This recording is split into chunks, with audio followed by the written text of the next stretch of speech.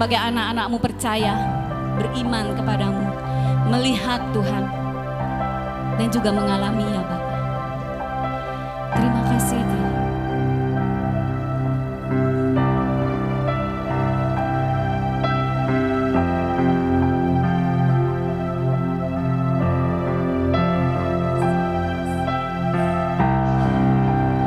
Ajarku berserah, kuasai mataku, bahwa Kau besar, menggenggam hidupku. Walau kami harus berjalan, walau ku berjalan di lembah yang gelap, di lembah yang gelap, kami kan tenang jiwa kami Tuhan. Tenang jiwaku, Kau besertaku, sebab Kau besertaku.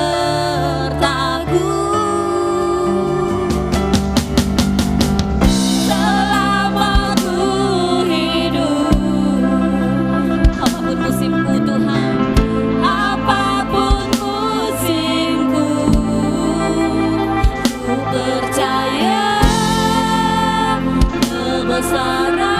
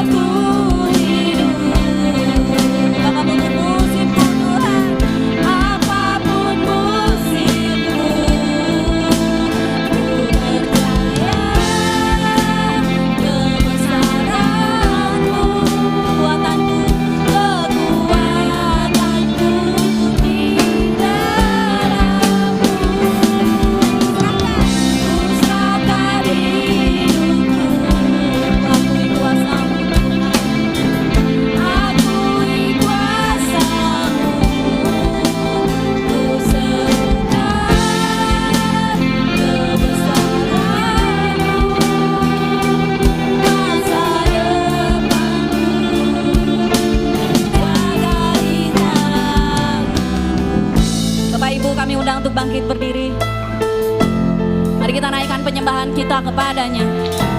Kita percaya Dia yang berkuasa dan Dia yang berdaulat.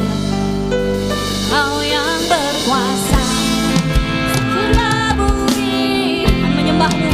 Raja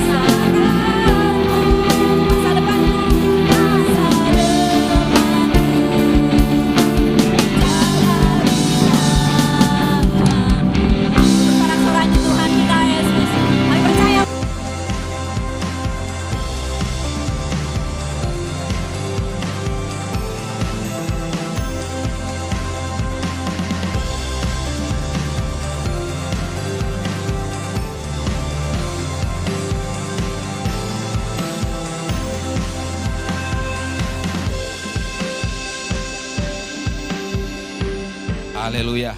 Puji nama Tuhan. Shalom Bapak Ibu. Sebelum kita mendengarkan firman Tuhan, saya mengajak kita semua untuk bersatu di dalam doa. Mari kita berdoa. Terima kasih Tuhan, kami bersyukur di bulan yang baru Tuhan, Februari. Kami bersyukur Tuhan masih menyertai kami. Bersyukur masih memberi kesehatan, kekuatan, bahkan berkat-berkat baik jasmani maupun rohani dalam hidup kami sampai dengan hari ini. Kami bersyukur atas setiap karya-Mu, atas setiap pemberian-Mu yang luar biasa dalam hidup kami ya Tuhan. Dan hari ini kembali kami rindu firman-Mu meneguhkan kami, firman-Mu mengajar kami, firman-Mu memberikan kekuatan dalam kehidupan kami, supaya kami dalam hidup ini terus menantikan yang terbaik yang akan Tuhan curahkan dalam kehidupan kami dengan penuh pengharapan, dengan penuh iman, dengan penuh kesungguhannya Tuhan. Sebab janji-Mu dapat dipercaya, janji-Mu dapat diandalkan, janji-Mu ya dan amin.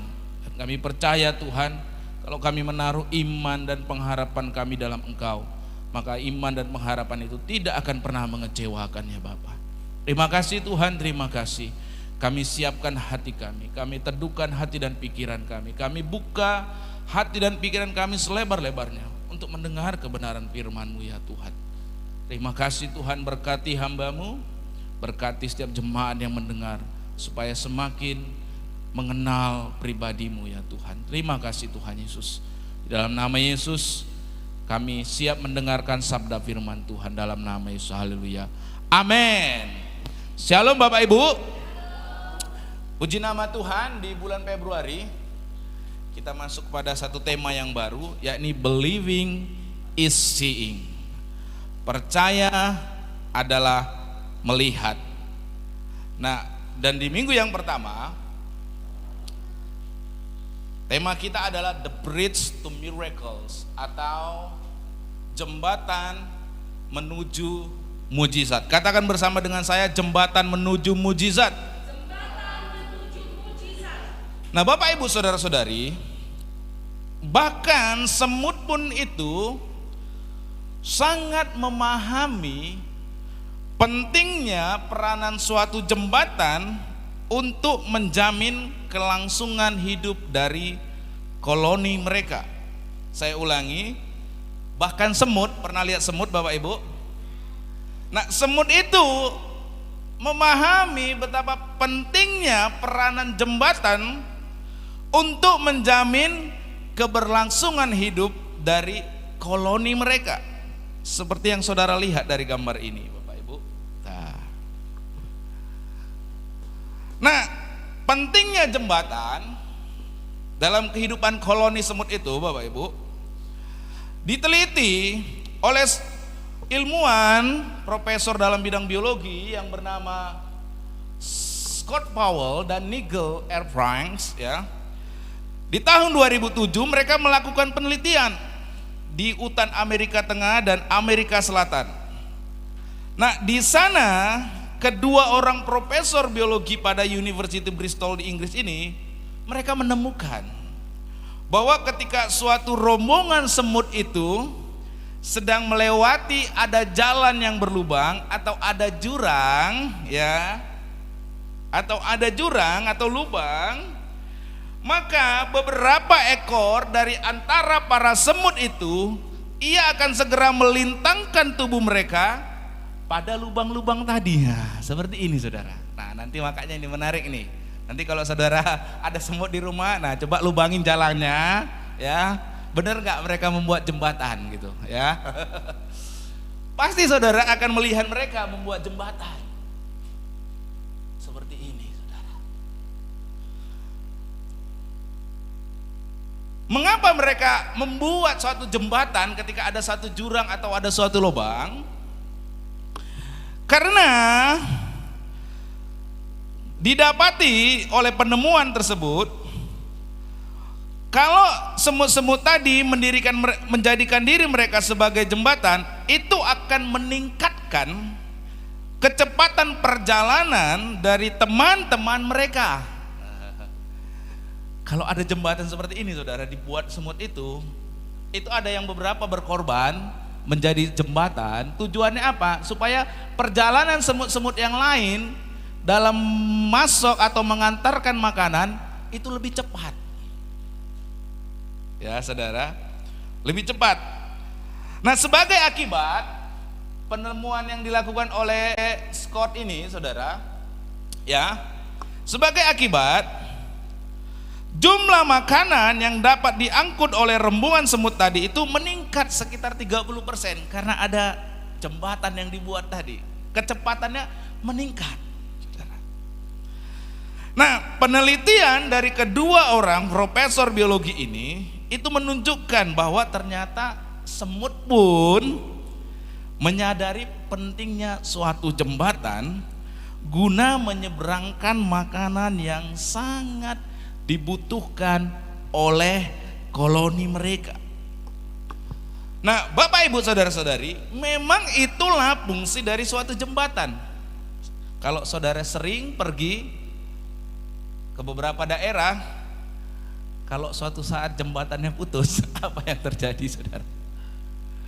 Apa yang terjadi? Perjalanan Anda akan macet. Oleh karena itu perlu suatu jembatan. Jembatan itu penting untuk apa? Saudara yang tadinya posisi di sini, saudara bisa pindah di posisi di seberang. Kenapa? Karena adanya jembatan. Kalau jembatan itu tidak ada,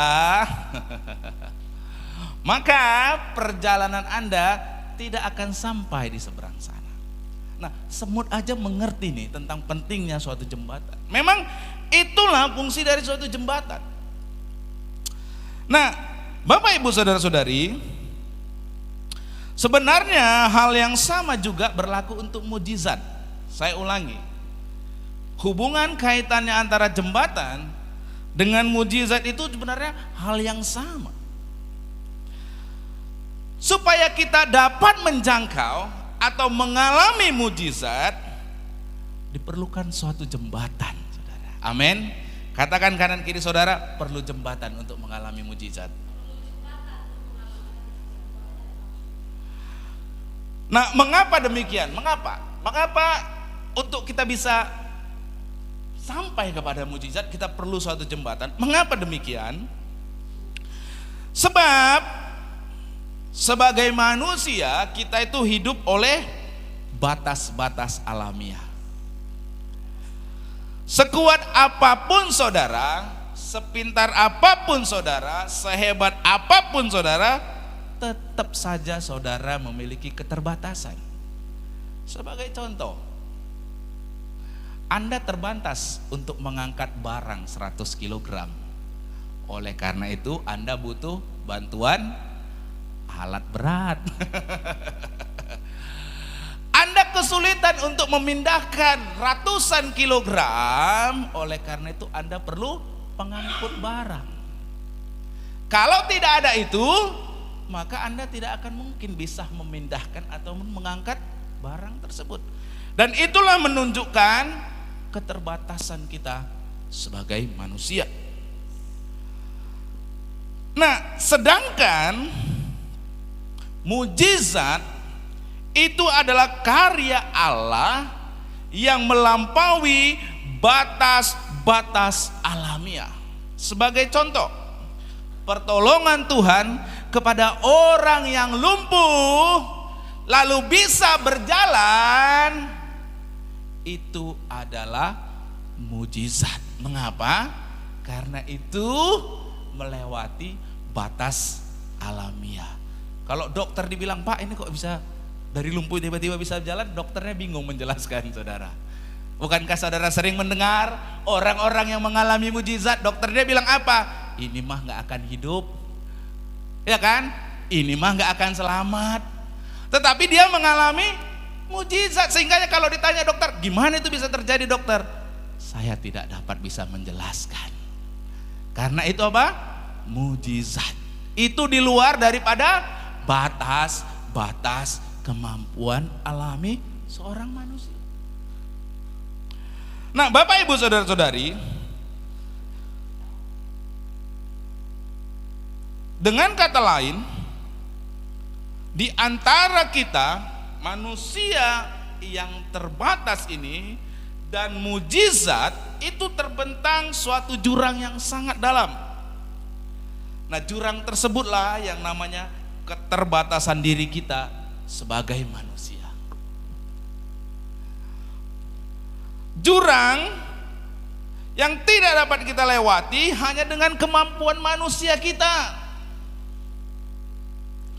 Nah, disinilah pentingnya keberadaan suatu jembatan untuk dapat melintasi jurang tersebut. Jembatan yang memungkinkan kita untuk tiba di seberang, tiba di tempat yang mujizat itu, dan di dalam hal ini jembatan tersebut adalah iman, ya, adalah iman. Nah, iman itu adalah jembatan yang memungkinkan kita untuk hidup melintasi batas-batas alamiah dan mengalami mujizat yang Tuhan sediakan. Jadi antara kita dan mujizat itu ada jurang yang dalam, yaitu apa? Keterbatasan diri kita sebagai manusia yang terbatas. Dan tapi untuk kita bisa mengalami mujizat yang melampaui batas-batas alamiah itu, disitulah pentingnya suatu jembatan. Dan jembatan tersebut adalah apa, saudara? Iman. Tanpa iman, maka saudara tidak akan pernah tiba berada di seberang, yakni mujizat. Iman.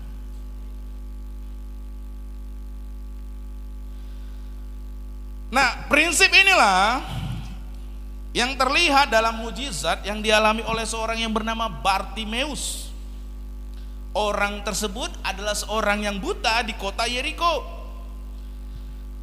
Peristiwa ini dicatat dalam Markus pasal yang ke-10, ayatnya yang ke-46 sampai dengan ayatnya yang ke-52. Kita akan belajar, Bapak Ibu, bagaimana pertolongan Tuhan memungkinkan dirinya untuk mengalami mujizat yang Tuhan akan sediakan bagi dirinya. Nah, mari kita baca Markus pasalnya yang ke-10, ayatnya yang ke-46 sampai dengan ayatnya yang ke-52. Saya baca ayat 46, Bapak Ibu bergantian baca ayat 47, terus kita sampai selesai. Firman Tuhan, lalu tibalah Yesus dan murid-muridnya di Yeriko. Dan ketika Yesus keluar dari Yeriko bersama dengan murid-muridnya dan orang banyak yang berbondong-bondong, ada seorang pengemis yang buta bernama Bartimeus, anak Timeus, duduk di pinggir jalan. Ayat 47, saudara baca 1, 2, 3.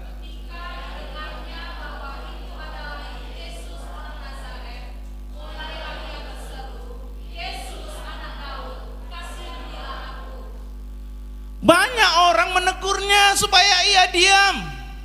Namun semakin keras ia berseru, "Anak Daud, kasihanilah aku." Ayat 49. Lalu Yesus berhenti dan berkata, "Panggillah dia." Mereka memanggil orang buta itu dan berkata kepadanya, "Kuatkan hatimu, berdirilah, ia memanggil engkau." Lalu ia menanggalkan jubahnya. Ia segera pergi, ia segera berdiri dan pergi mendapatkan Yesus. Ayat 51, saudara baca 1, 2, 3. Tanya Yesus kepadanya, "Apa yang kau kehendaki supaya aku berbuat bagimu?" Jawab orang buta itu, "Rabuni, supaya aku dapat melihat." Kita mau baca ayat yang ke-52 secara serempak dengan suara nyaring ya. 1, 2, 3, ya. Lalu kata Yesus kepadanya, "Pergilah, imanmu telah menyelamatkan engkau." Pada saat itu juga melihatlah ia, lalu ia mengikuti Yesus dalam perjalanannya. Nah, Bapak Ibu saudara-saudari, perhatikan apa yang dicatat di ayat yang ke-52.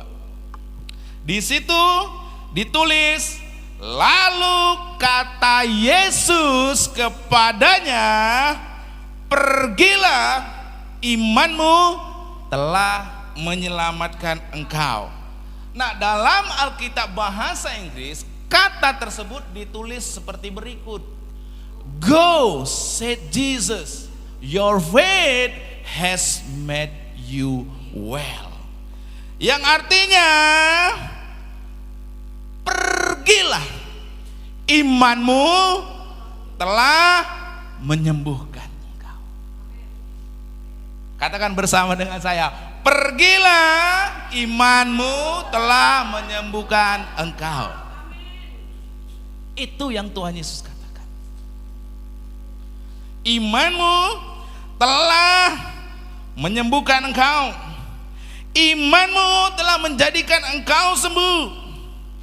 Sebagai akibat, di ayat selanjutnya dalam kalimat tersebut ditulis, pada saat itu juga apa dikatakan?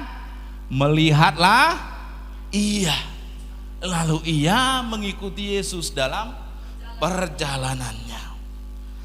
Nah, Bapak Ibu Saudara-saudari, berdasarkan kata-kata yang Tuhan Yesus ucapkan di ayat yang ke-52 ini, apa yang terjadi selanjutnya kita dapat menyimpulkan bahwa bila Bartimeus yang tadinya atau yang sebelumnya adalah seorang yang buta, kemudian dapat melihat, maka hal itu tidaklah terlepas dari iman yang bersangkutan.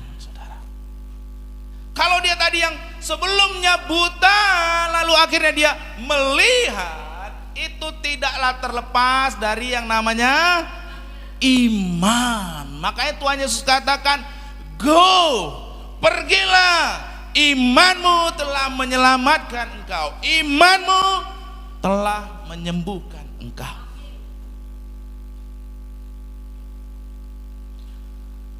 Saudara lihat, apabila yang sebelumnya Bartimeus berada di dalam satu sisi, ada satu jurang keterbatasan, yakni ia tidak pernah mengalami yang namanya bisa melihat, tetapi karena imannya ia mampu melewati batas-batas ilmiah tadi, buta tadi menjadi melihat. Saudara, itu karena apa?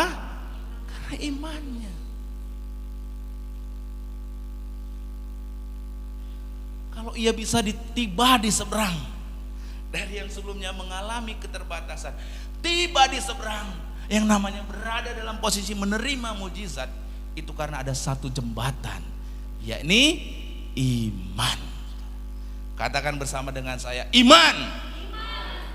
Colek kanan kirinya, beriman bos. Beriman bos. Punya iman. Itu yang memungkinkan Bartimeus dari yang sebelumnya mengalami keterbatasan, berada dalam jurang yang sangat jauh yang tidak akan mungkin pernah ia lewati, tetapi karena iman dalam dirinya, ia tiba di seberang, mengalami mujizat.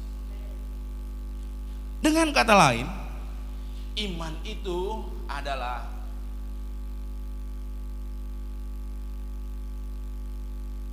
jembatan.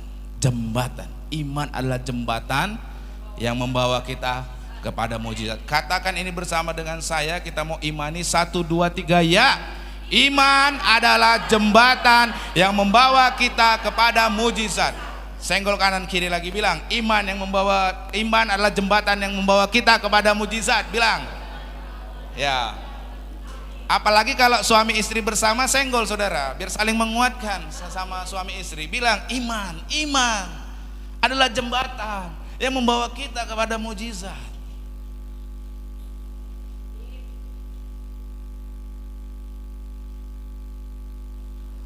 Nah, Bapak Ibu Saudara-saudari, patut disadari, kalaupun peristiwa ini dicatat dalam Alkitab, itu bukan sekedar untuk dikenang, bukan sekedar untuk dikagumi. Kalau peristiwa ini dicatat dalam Alkitab, maka kita juga harusnya belajar untuk bisa juga mengalami hal tersebut dalam kehidupan kita. Karena mujizat itu bukan hanya terjadi di masa lampau saja, saudara. Amin. Bukan hanya terjadi di zaman Alkitab saja. Oh Pak, itu mah di alam Alkitab Pak, sekarang tidak berlaku. Enggak, saudara. Tuhannya masih sama, baik dari dahulu, sekarang, selama-lamanya. Mujizatnya juga ada, baik dari dahulu, sekarang, dan sampai selama-lamanya. Kita perlu untuk juga mengalami anugerahnya, mujizatnya dalam kehidupan kita. Nah, lebih jauh Bapak Ibu, apabila kita menelaah ayat firman Tuhan yang menceritakan mujizat tersebut, maka kita ada belajar tentang iman sebagai jembatan tersebut. Ada dua pelajaran yang dapat kita petik Bapak Ibu. Yang pertama, bahwasanya iman itu akan berjalan seiring dengan kerendahan hati. Nah saudara, ini supaya saudara saling mengingatkan, colek lagi kanan kirinya, iman berhubungan dengan kerendahan hati, bilang ya, itu berjalan seiring dengan kerendahan hati. Sekali lagi, iman itu berjalan dengan seiring dengan kerendahan hati. Seiring, berjalan seiring dengan kerendahan hati.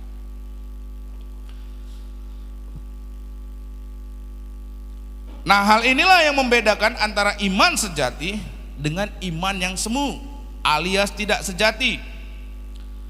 Apabila orang yang hidup dengan iman yang semu, dia akan suka membangga-banggakan dirinya. Maka tidak demikian halnya dengan orang yang hidup dalam iman yang sejati. Orang yang hidup dengan iman yang sejati itu menyadari keterbatasan dirinya, dan di saat yang sama ia meyakini akan ketidakterbatasan Tuhan, termasuk ketidakterbatasan kuasanya. Saudara, kalau kita sadar bahwa diri kita ini terbatas, maka kita akan merendahkan hati kita. Gak usah jauh-jauh lah, gak usah jauh-jauh. Saudara kalau bergaul saudara punya uang, kemampuannya cuma 10.000 sementara saudara bergaul dengan orang yang kemampuannya puluhan juta. Saudara tinggi hati atau saudara rendah hati? Saudara tinggi atau rendah hati? Pasti saudara rendah hati, bahkan minder. Cuma punya 10.000. Kenapa? Karena saudara sadar kemampuan saudara cuma segitu. Sebagai akibat saudara akan rendah hati. Nah, kalau kita juga menyadari bahwa saya ini manusia yang terbatas, kemampuan saya terbatas, pengetahuan saya terbatas, maka saya akan menjadi pribadi yang rendah hati di hadapan Tuhan. Dan kalau menyadari bahwa Tuhan itu adalah pribadi yang tidak terbatas, termasuk kuasanya yang tidak terbatas, maka saya akan meyakini dan akan membuat apa saudara? Saya rendah hati dan saya akan meninggikan dirinya. Amin saudara. Itulah iman yang berjalan seiring dengan kerendahan hati. Kalau saudara percaya kuasa Tuhan tidak terbatas dan saudara adalah terbatas, maka saudara dengan rendah hati tetapi juga penuh dengan iman kepada pribadi yang tidak terbatas tersebut. Nah, tentang hal ini kita dapat belajar dalam diri seorang yang bernama George Muller. Dia adalah seorang hamba Tuhan, ya, yang mendirikan panti asuhan, ya, di kota Bristol, Inggris pada tahun 1836. Ini panti asuhannya. Tahun 1836, bagus banget ini saudara ya. Nah, yang bersangkutan ini, ia dikenal karena imannya yang teguh. Luar biasanya keteguhan imannya, dan nampaknya kita harus belajar dari George Muller ini saudara. Apa imannya? Bahwa Ia tidak akan pernah meminta bantuan dana kepada siapapun juga kecuali kepada Tuhan melalui doa. Luar biasa, saya ulangi ya. George Muller, keteguhan imannya itu nampak dari apa? Bahwa ia tidak akan meminta bantuan dana kepada siapapun juga kecuali kepada Tuhan melalui doa. Nah, ia yakin bahwa Tuhan pasti akan mencukupi semua kebutuhannya dan panti asuhan yang ia dirikan tersebut. Dan ia percaya Tuhan tidak akan pernah mengecewakan imannya. Nah, suatu pagi panti asuhan yang ia kelola itu sama sekali tidak memiliki makanan dan minuman. Padahal di ruang makan itu semua anak-anak panti asuhan sedang duduk dan sedang menghadap piring dan cangkir yang kosong. Sedangkan kas panti asuhan juga lagi kosong. Jadi ini semua sekarang serba kosong, saudara. Nah, dalam keadaan yang demikian, George Muller itu berkata kepada anak-anak tersebut, dia berkata begini, mari kita lihat apa yang Allah Bapa akan lakukan. Kemudian ia mengajak anak-anak itu berdoa, Bapa yang kami kasihi, kami berterima kasih kepadamu karena Engkau akan memberi kami makanan. Posisi udah ada makanan atau belum? Belum, masih kosong, saudara. Tapi dia sudah berdoa, Bapa yang kami kasihi, kami berterima kasih kepadamu karena Engkau akan memberi kami makanan. Nah, saudara, begitu selesai berdoa, itu pintu ada yang ngetuk. Tak, tak, tak, tak. Pintu kayu kan, saudara. Tok, tok, tok, tok. Nah, di saat itu juga ketika pintu tersebut diketuk, George Muller membuka pintu dan di hadapannya itu berdiri seorang pemilik pabrik roti. Dan dia berkata, Tuan Muller, semalam saya tidak dapat tidur. Entah mengapa saya merasa bahwa pagi ini Bapak tidak memiliki makanan. Karena itu pukul 2 pagi tadi saya memanggang roti bagi panti asuhan ini. Luar biasa, tepuk tangan bagi kemuliaan nama Tuhan. Luar biasa doanya, saudara. Tuhan gerakkan hati seorang pemilik pabrik roti. Nggak bisa tidur, saudara. Gara-gara nggak bisa tidur buat roti, saudara. Jam 2 pagi, saudara. Besoknya diantar, saudara. Mujizat Tuhan luar biasa, saudara.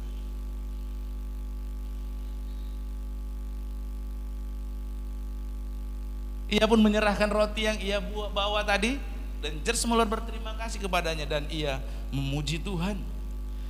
Nah, saudara, tidak berapa lama kemudian, ini yang menarik, saudara, mereka mendengar ketukan yang lain pada pintu. Ya, George Muller kembali membuka pintu dan berdiri di hadapannya. Ternyata ada apa? Seorang tukang susu yang berkata bahwa kereta yang ia gunakan untuk mengangkut susu itu rusak persis di depan panti asuhan. Oleh karena ia harus memperbaiki kereta tersebut, ia pun harus mengosongkan kereta tersebut. Kalau dikosongkan, berarti harus ditaruh kemana susunya? Dikasih ke panti asuhan yang ada di depannya, saudara. Luar biasa, saudara. Itulah cara Tuhan yang luar biasa. Itulah mujizat Tuhan yang luar biasa yang dialami oleh seorang yang bernama George Muller, saudara. Nah, suatu ketika seorang itu bertanya kepada George Muller, ya, tentang rahasia dari keberhasilan pelayanannya. Ditanya, bagaimana atau seperti apa kok kamu bisa berhasil? Ia menjawab seperti ini, saudara. Suatu hari saya mengalami kematian sungguh-sungguh mati. Mati terhadap diri George Muller, terhadap pendapatnya, keinginannya, seleranya, dan kehendaknya sendiri. Saya mengalami kematian terhadap dunia ini, terhadap pujian maupun ketidaksetujuan dari dunia. Sejak saat itu saya belajar untuk hidup agar hanya berkenan kepada Tuhan. Ini yang menjadi rahasia keberhasilan dari pelayanan seorang yang bernama George Muller. Dan ini berbicara tentang kerendahan hati, saudara. Saya ulangi, ini semua berbicara tentang kerendahan hati. George Muller tidak membangga-banggakan imannya, ia tidak membanggakan efektivitas dari doanya, dan ia tidak menonjolkan kehebatan pelayanannya. Namun justru George Muller, dia berkata ya, bahwa rahasia dari pelayanannya adalah ia belajar untuk mati terhadap dirinya sendiri dan hidup hanya untuk menyenangkan Tuhan. Iman yang berjalan seiring dengan kerendahan hati ini yang mengakibatkan Tuhan memberi kepercayaan yang semakin lebih besar kepada seorang yang bernama George Muller. Tahukah Bapak Ibu, dalam kurun waktu ya 60 tahun pelayanannya, dia sudah bisa memberikan 23.000 beasiswa. Bahkan 10.000 anak yatim piatu itu di panti asuhannya, mereka diasuh, dicukupi kebutuhannya sehingga hidup di atas garis luar biasa ini, saudara. 23.000 beasiswa, saudara. Ini suatu pelayanan yang luar biasa, saudara. Mengasuh 10.000 anak yatim piatu, dicukupkan kebutuhannya di atas garis kemiskinan, bahkan ini hal yang luar biasa, saudara. Dan ditanya apa rahasianya, George Muller bilang belajar untuk mati diri sendiri dan hidup hanya untuk. Itulah iman yang berjalan dengan seiring dengan kerendahan hati. Pelayanannya semakin luar biasa. Ini saya sangat diberkati. Nanti saya mau beli bukunya ini, George Muller ya. Saya sudah jadi terinspirasi, saya mau membaca ini bukunya ya. George Muller, dia luar biasa, saudara, pribadi tersebut ya. Nah, iman dan kerendahan hati itu pula lah yang juga nampak dalam diri seorang yang bernama Bartimeus. Kalau kita baca tadi kehidupan Bartimeus dalam Markus pasalnya yang ke-10 ayat 46 sampai 52. Di ayat 46 saat itu Tuhan Yesus sedang berjalan keluar dari kota Yeriko bersama dengan murid dan orang banyak. Dan di waktu yang bersamaan ada seorang pengemis. Udahlah pengemis, buta lagi ya. Ini memang kehidupannya nih sulit, saudara ya. Dia sedang terduduk di pinggir jalan. Selanjutnya di ayat 47 dicatat, ketika didengarnya, maksudnya didengar Bartimeus itu, bahwa Yesus orang Nazaret itu datang, bahwa adalah Yesus orang Nazaret ada di situ, mulailah ia berseru, Yesus anak Daud, kasihanilah aku. Apa dikatakan, saudara? Yesus anak Daud. Menarik ini, saudara, menarik ya. Ia berseru, kasihanilah aku. Mengapa ia berseru-seru sampai seperti itu? Kalau kita bisa bayangkan ya, lagi lewat gitu ya, Bartimeus pasti Yesus, Yesus. Kenapa? Karena sedang ada orang banyak kan, saudara, para murid dan orang berbondong-bondong. Nggak mungkin dia Yesus, Yesus, nggak dengar Tuhan Yesus ya, saudara. Pasti ia berseru dengan suara kuat. Kenapa? Karena orang banyak sedang ada di situ. Dan kenapa ia berseru-seru sampai dia seperti begitu, berteriak begitu. Mengapa? Karena di ayat 51 dia percaya kalau Yesus yang sedang lewat ini mampu menyembuhkan penyakit. Sehingga ia berseru dengan sekuat-kuatnya, Yesus. Dia punya iman. Iman bahwa Yesus itu dapat menyembuhkan diri. Akan tetapi di dalam iman itu juga ia berjalan seiring dengan kerendahan hatinya. Itu sebabnya di ayat selanjutnya dia berkata, Yesus anak Daud. Apa selanjutnya dikatakan? Kasihanilah aku. Itulah wujud kerendahan hatinya. Yesus, kasihanilah aku. Dia nggak berkata, Yesus, wah, sembuhkan dulu. Yesus anak Daud, kasihanilah aku. Orang kalau memohon kasihan itu menunjukkan kerendahan hatinya sampai seperti begitu. Pernah nggak saudara ketemu orang, woi minta tolong, gitu. Saudara langsung iya saya tolongin. Mana ada saudara? Pasti saudara akan bilang, kalau dibilang tolonglah bantu saya, pasti saudara akan, oh iya. Kenapa? Karena ini orang rendah hati. Tapi kalau bilang, woi tolonglah saya gitu, bodoh amat, mau ngapain? Nggak mau orang saudara. Pasti. Dan inilah iman yang berjalan dengan kerendahan hati. Dia tahu Yesus itu dapat menyembuhkan. Oleh karena itu dia berseru dengan kuat.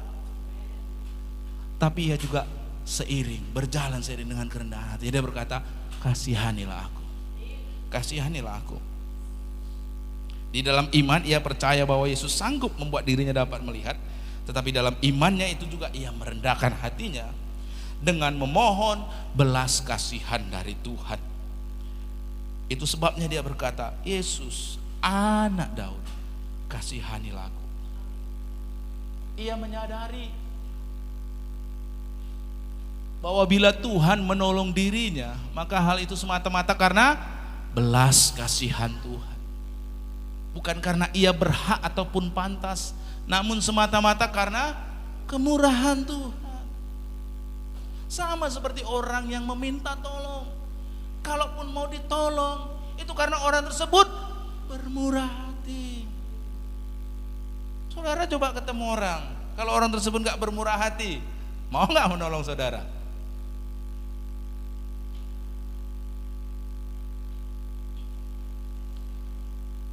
Bartimeus menyadari kalau Tuhan Yesus itu menolong, itu karena kemurahan hatinya, bukan karena ia pantas. Nah, Bapak Ibu Saudara-saudari, nah hal inilah yang acap kali menjadi persoalan bagi kita, bagi semua kita yang ada di tempat di sini.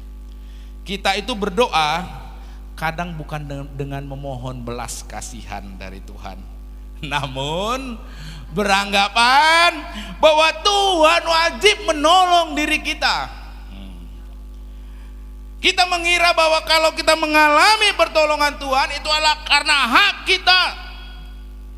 Sehingga kita bukannya datang dengan kerendahan hati di hadapannya, namun kita kadang sekarang ini bersikap seperti seorang atasan yang memerintah bawahan.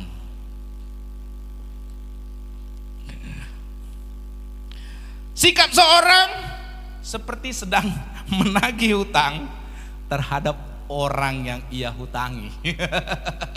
Seperti Tuhan itu banyak hutang sama kita. Seperti kadang-kadang Tuhan itu pembantu, kita jadi atasannya. Inilah yang menjadi persoalan. Bila hal itu yang menjadi sikap kita kepada Tuhan, seperti seorang pembantu, Tuhan itu seperti orang pembantu, atau Tuhan itu seperti orang yang sedang berhutang. Kalau kita punya iman yang seperti itu, saudara, maka iman tersebut bukanlah iman yang sejati. Iman yang sejati itu berjalan seiring dengan kerendahan hati. Dan iman yang seperti itulah yang tidak akan diabaikan oleh Tuhan. Amin, saudara. Iman berjalan seiring dengan. Jadi saudara, jangan merasa saudara yang lebih tinggi dari Tuhan. Tuhan bla bla bla bla. Coba ini saya tukar ini. Anda bekerja, ya kan? Ada pimpinan Anda, berani Anda ngatur-ngatur? Siapa di sini yang berani? Angkat tangan coba. Nggak ada saudara yang berani. Berani saudara ngatur pimpinan saudara? Ada yang berani? Jadi jangan ngatur-ngatur Tuhan. Amin. Kalau kita aja yang di dunia ini aja nggak bisa mengatur pimpinan yang tertinggi dari diri kita, apalagi kita mau mengatur Tuhan. Oleh karena itu kalau engkau datang di dalam iman dengan kerendahan hati, dunia saja engkau tidak bisa kok, apalagi sama Tuhan. Jauh pribadi yang lebih tinggi, lebih besar. Ada amin? Iman berjalan dengan kerendahan hati, saudara. Ya. Haleluya. Dan yang kedua, nah, selain iman itu berjalan dengan kerendahan hati, yang kedua, ya, iman akan berjalan seiring dengan. Jadi yang pertama berjalan seiring dengan kerendahan hati. Dalam kerendahan hati, saudara. Yang kedua berjalan seiring dengan kegigihan hati. Jadi senggol kanan kirinya. Iman berjalan seiring dengan rendah hati dan kegigihan, senggol kanan kirinya. Saling mengingatkan, saudara. Dengan rendah hati dan kegigihan, ya. Yang pertama tadi dengan rendah hati, saudara. Yang kedua dengan kegigihan. Nah, hal tersebut nampak dengan jelas dalam diri seorang yang bernama Bartimeus. Kalau di ayat 48 dicatat seperti berikut, ya. Waktu yang ayat 47, ya, ketika didengarnya bahwa itu adalah Yesus orang Nazaret, mulailah ia berseru, "Yesus, anak Daud, kasihanilah aku." Ayat 48 apa kata orang? Banyak orang menegurnya supaya apa? Diam. Berisik tahu. Waktu dia kan berteriak, makanya saya bilang kalau dia lembut nggak ada orang yang terusik, saudara. Kalau Yesus, Yesus, nggak ada yang terusik, saudara. Pasti dia berteriak, makanya kalimatnya berseru, kuat, saudara. Makanya banyak orang, bukan satu orang, banyak orang bilang, "Woi, diam." Supaya ia diam. Apa yang selanjutnya terjadi, saudara? Apa yang selanjutnya terjadi, saudara? Ia semakin keras berseru. Apa, saudara? Semakin kencang menjeritnya. Adakah karena dibilang orang diam, dia diam? Enggak. Diam katanya.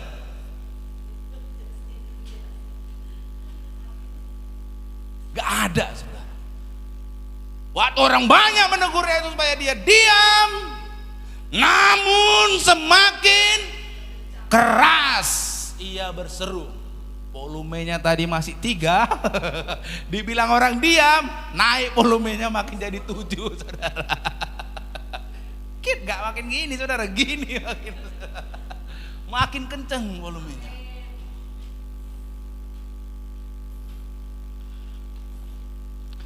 Perhatikan ya, saudara, ia tidak diam, bahkan ia berteriak lebih keras lagi. Ia berseru memohon pertolongan Tuhan.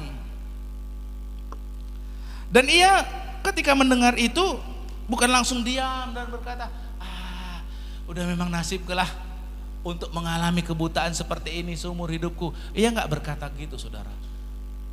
Waktu dilarang, ia semakin keras berseru kepada Yesus. Katanya, "Yesus, anak Daud, kasihanilah aku." Itulah kegigihan imannya, saudara. Kegigihan imannya menyebabkan ia tidak berputus asa, ya, saat mengalami rintangan dan belum dijawab Tuhan. Saudara, ini saya ilustrasikan. Pertama dia, Yesus anak Daud kasihanilah aku, Yesus anak Daud kasihanilah aku. Tuhan Yesus nggak jawab, saudara. Tuhan Yesus masih jalan saja, saudara. Tuhan Yesus abaikan dirinya nggak pertama kali? Dia abaikan. Tapi dia tetap berseru. Tuhan Yesus mengabaikan. Orang-orang menyuruh dia untuk diam, tapi dia tetap terus berseru lebih kencang lagi. Itulah kegigihan iman. Itulah kegigihan iman. Bukan langsung ngambek di pojokan. Udahlah, memang sudah nasibkulah begini. Memang inilah deritaku, inilah takdirku. Udahlah, memang udah buta aku, udahlah, nggak usah ngapa-ngapa. Adakah dia seperti itu? Tidak, saudara. Tidak, dia berkata seperti itu, saudara. Diabaikan Tuhan, disuruh orang untuk diam, ia justru berteriak lebih keras lagi.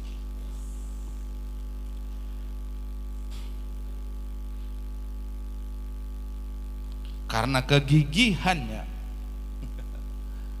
ya, kegigihan yang ada dalam diri Bartimeus ini. Di ayat 49 sampai 52, ya, Yesus berhenti. Di ayat 49 sampai 52, karena teriakannya tadi semakin keras, Yesus akhirnya berhenti. Pada awal mulanya Yesus jalan aja, teriak dia, Yesus masih jalan. Makin kencang dia, Yesus berhenti. Yesus berhenti dan memanggil Bartimeus untuk datang kepadanya. Ya, luar biasa, saudara, ya.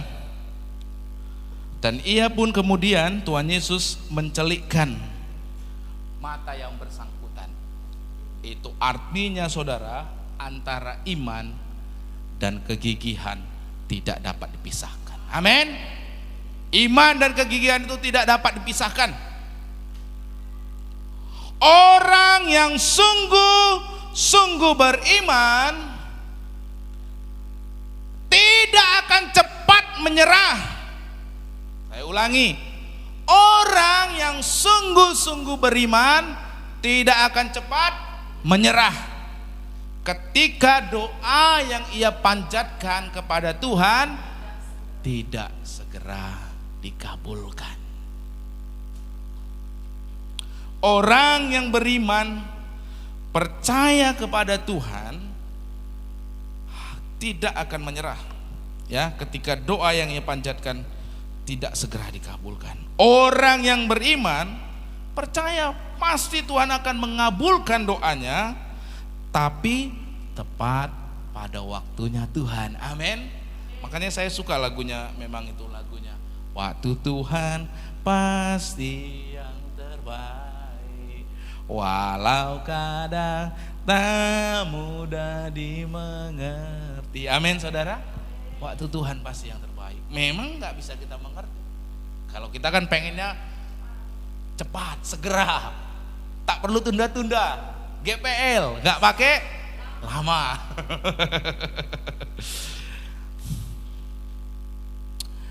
Nah, kegigihan seperti ini pula yang ada pada diri seorang yang bernama George Muller tadi.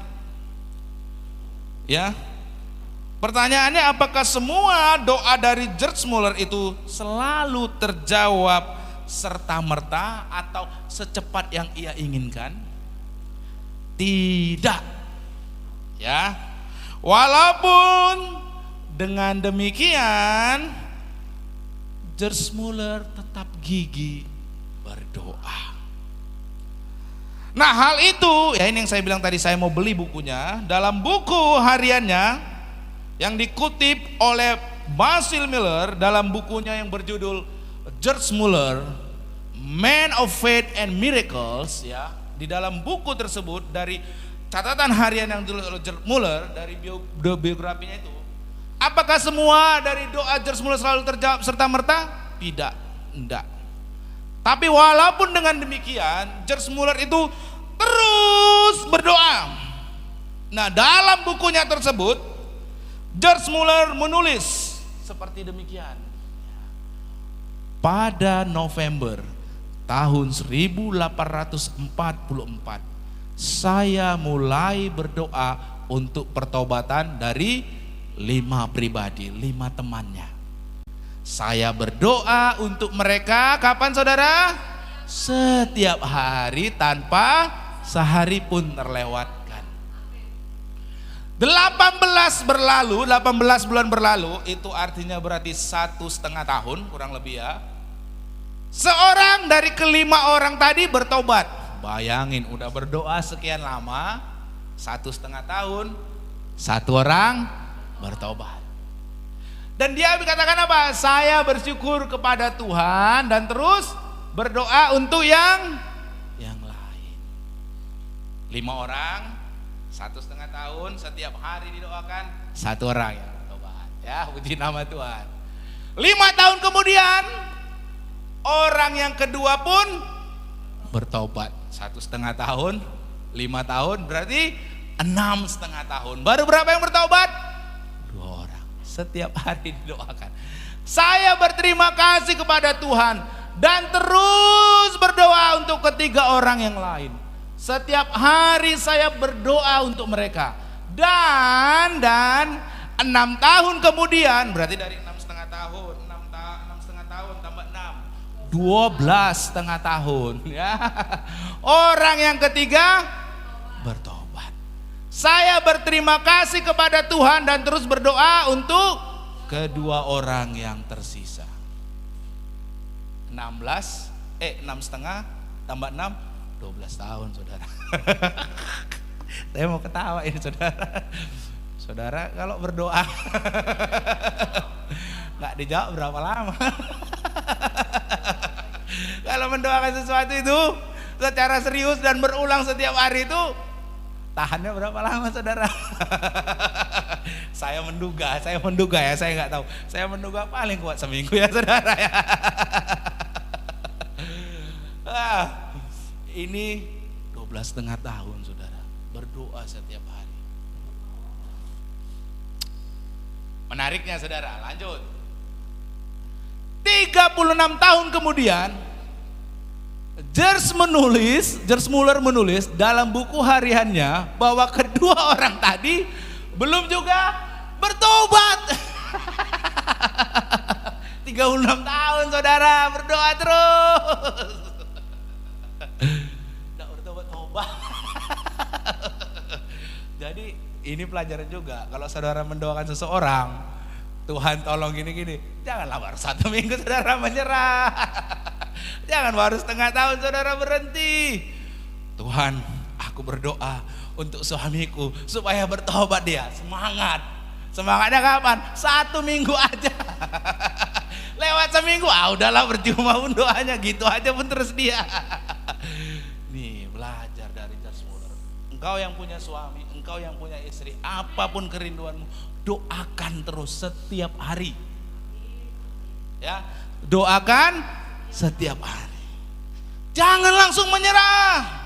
Ingat, iman berjalan dengan kegigihan. Ya, 36 tahun dia berdoa. Bayangin setiap hari. Di situ ia menulis, belum juga bertobat, namun saya berharap kepada Tuhan. Saya terus berdoa dan terus mencari jawaban. Mereka belum bertobat, namun mereka akan bertobat. Pada tahun 1897. Berapa saudara? 52 tahun sesudah George Muller mulai berdoa untuk kelima orang tadi. Akhirnya kedua orang yang tersisa tersebut bertobat. Puji nama Tuhan. Berapa tahun saudara? Berapa tahun saudara? Maaf Pak Damanik, berapa usianya sekarang Pak? Berapa Pak? 55, berarti hampir kurang lebih usianya Pak Damanik. Inilah dia berdoa saudara. Pak Damanik 55 tahun. Dia 57 tahun, saudara. Tapi tak berhenti terus berdoa. Apa kerinduan? Apa yang kau inginkan dari keluargamu? Apa kerinduanmu untuk suamimu? Teruslah berdoa dengan gigih. Dengan apa, saudara? Amin, saudara. 52 tahun sudah George Muller mulai berdoa. Luar biasa, saudara ya.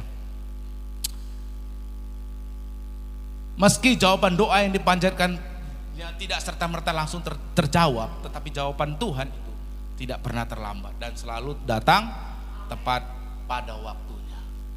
Sebelum kedua orang tersisa tersebut meninggal dunia, Tuhan bekerja dan membawa mereka kepada pertobatan. Sehingga dengan demikian kelima orang yang didoakan oleh George Muller selama berpuluh-puluh tahun tersebut semuanya menjadi pengikut Kristus. Gak ada yang mustahil bagi Tuhan, saudara. Amin, saudara. Gigih berdoa, terus berdoa, terus berdoa, terus berdoa, terus berdoa.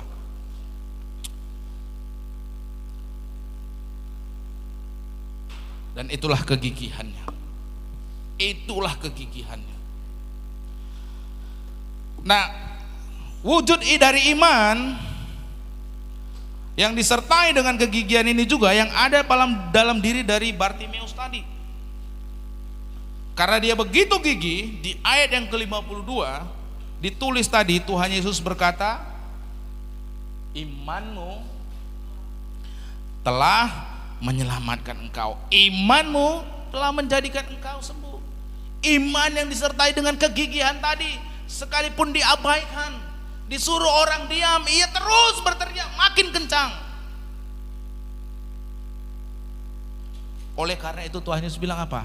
Imanmu telah menjadikan engkau sembuh. Iman telah menyelamatkan engkau. Nah, kembali di sini, acap kali kita mengalami persoalan. Persoalannya itu apa? Waktu doa kita tidak kunjung dijawab Tuhan. Maka kita menjadi uring-uringan, bahkan marah kepada Tuhan. Betul atau betul?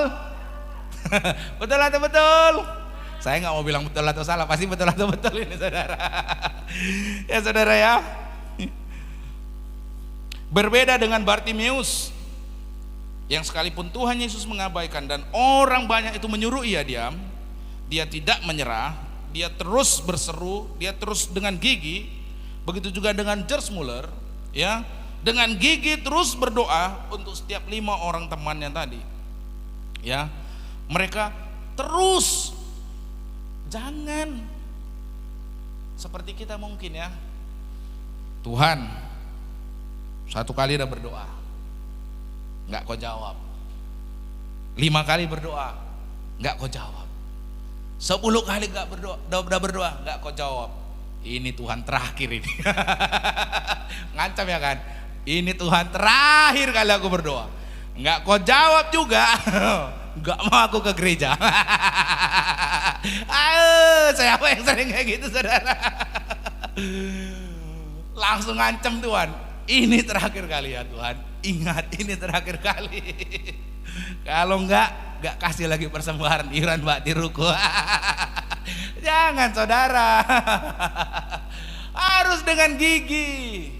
Terus berdoa, terus berdoa. Terus berdoa, terus berdoa.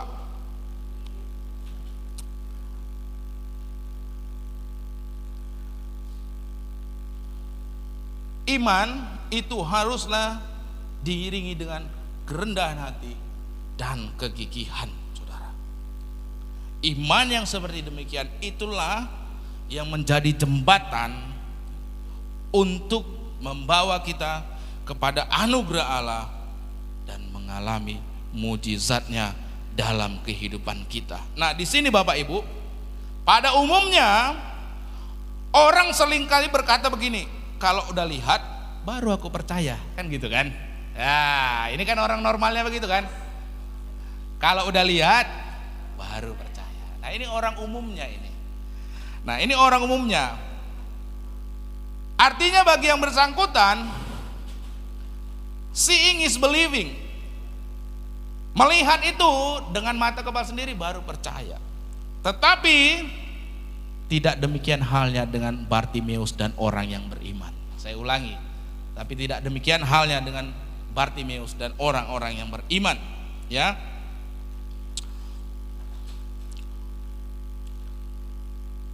walaupun Bartimeus dalam keadaan buta, perhatikan Bapak Ibu, namun ia percaya bahwa Tuhan Yesus sanggup membuat matanya menjadi celik sehingga ia dapat melihat.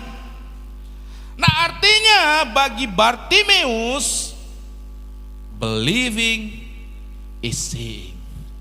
Percaya melihat, bukan melihat baru.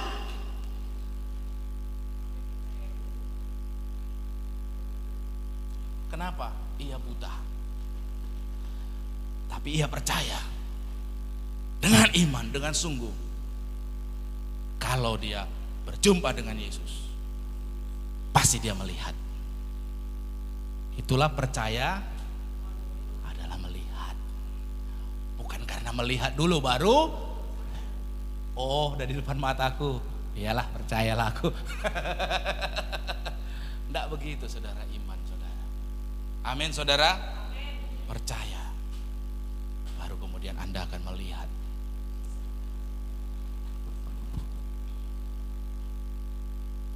Bagi Bartimeus, a believing is seeing. Percaya adalah melihat. Di dalam iman atau percayanya, ia telah melihat jawaban Tuhan. Itu sebabnya di ayat 50, perhatikan saudara, lalu ia menanggalkan jubahnya. Ia segera berdiri dan pergi, ditanggalkan jubah pengemisnya saudara. Ditanggalkannya. Kenapa? Percaya. Kalau udah ketemu Yesus, pasti aku dapat melihat. Kalau udah dapat melihat, gak usah lagi jadi pengemis-pengemis saudara. Amin saudara. Dia percaya. Percaya. Kalau dia bertemu dengan Yesus, dia pasti melihat. Itulah iman saudara. Iman. Karena ia yakin bahwa ia tidak akan lagi memerlukan jubah tersebut. Sama seperti saya. Ketika ada sesuatu yang memberikan harapan kepada saya, yang lain ini pasti akan saya tanggalkan. Betul? Karena saya percaya di sana saya akan berubah, tidak lagi sama seperti di sini. Aduh tunggu Tuhan, kurapikan dulu jubahku ini ya. Mana ya? Berarti dia belum percaya bahwa dia akan mengalami mujizat, sehingga harus dia tanggalkan ini semua. Tanggalkan, tinggalkan. Karena ia percaya kalau ia bertemu dengan Yesus, pasti ia dapat melihat celik matanya. Itulah believing is seeing. Percaya adalah melihat. Percaya bahwa ketika ia bertemu dengan Yesus, ia akan melihat matanya akan dicelikkan saudara. Ia percaya bahwa Yesus memanggil dirinya agar ia dapat melihat. Ia percaya bahwa Tuhan Yesus pasti akan membuka lembaran kehidupan yang baru dan lebih baik bagi masa depannya. Dan ia percaya bahwa kuasa Yesus tidak terbatas, sehingga Yesus mampu menyembuhkan. Lalu karena itu semua, ia segera berdiri dan pergi mendapatkan Yesus. Nah, Bapak Ibu saudara-saudari, semua tindakan iman tadi itu disertai dengan kerendahan hati dan kegigihan hati, itu mengakibatkan Tuhan Yesus mengabulkan seruan Bartimeus.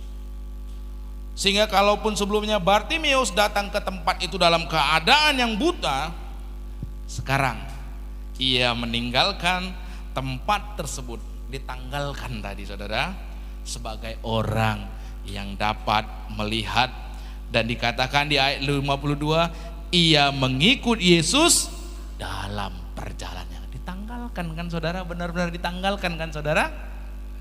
Kehidupannya seorang yang pengemis dan buta, ia tanggalkan. Kalau udah dipanggil Yesus pasti dapat melihat. Dan memang benar ia dapat melihat. Ketika ia dapat melihat, ia nggak duduk lagi di situ saudara, balik lagi di situ lagi. Enggak saudara. Ia apa dikatakan? Mengikut Yesus dalam perjalanan. Itulah iman saudara, Bapak Ibu saudara-saudari. Itulah believing is seeing. Believing is seeing.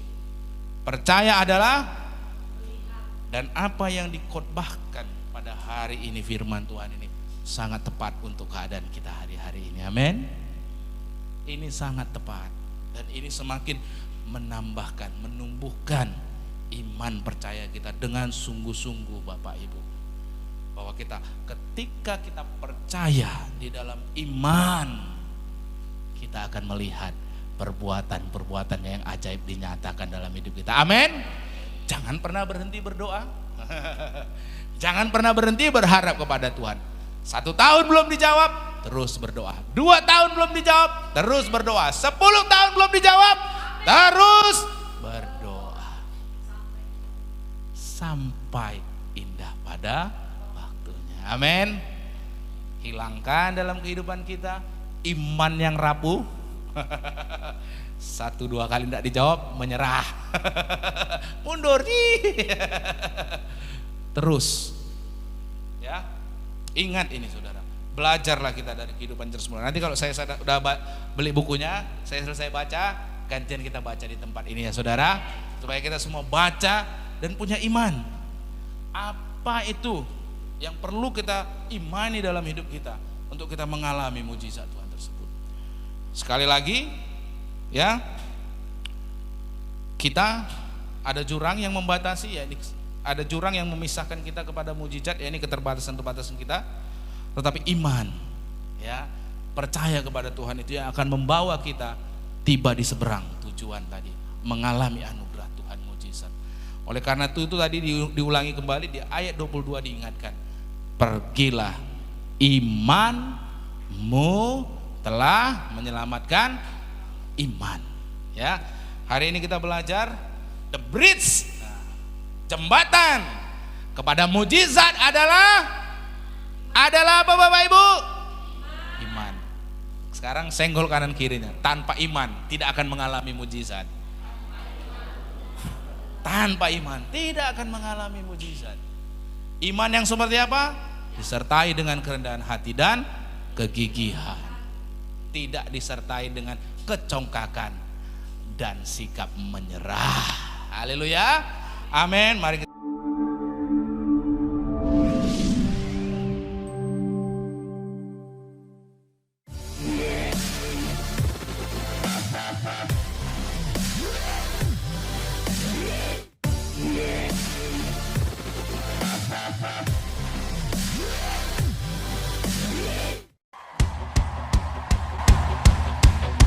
Put your hands together, come on.